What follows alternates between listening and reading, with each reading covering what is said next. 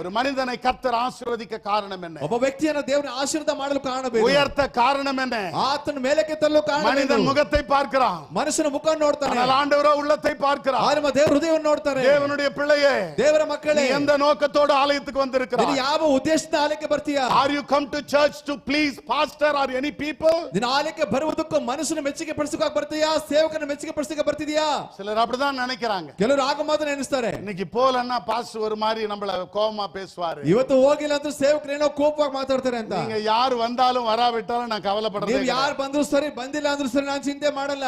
என் வேலை போதிக்கிற வேலை, ನನ್ನ ಕೆಲಸ ಉಪದೇಶ ಮಾಡೋ ಕೆಲಸ. ஹalleluya ஹalleluya. ஒவ்வொரு நாளும் இந்த ஆலயத்துக்காக என்ன செய்யலாம்? ಪ್ರತಿ ದಿವಸ ಈ ಆಲಯಕ್ಕಾಗಿ ನಾನು ಏನು ಮಾಡಬೇಕು? எப்படி இவர்களுக்கு போதிக்கலாம்? ಹೇಗೆ ಅವರಿಗೆ ಉಪದೇಶ ಮಾಡಬೇಕು? எப்படி எல்லாம் இந்த ஊழியத்தை நடத்தலாம்? ಹೇಗೆಲ್ಲ ಈ ಸೇವೆ ನಡೆಸಬೇಕು? எப்படி எல்லாம் இந்த மந்தைக்கு ஆகாரம் கொடுக்கலாம்? ಹೇಗೆಲ್ಲ ಈ ಮಂದೆಗೆ ಆಹಾರ ಕೊಡಬೇಕು? This is my desire. ಇದು ನನ್ನ ಬಯಕೆ. This is my intention. ಇದು ನನ್ನ ಗಮನ.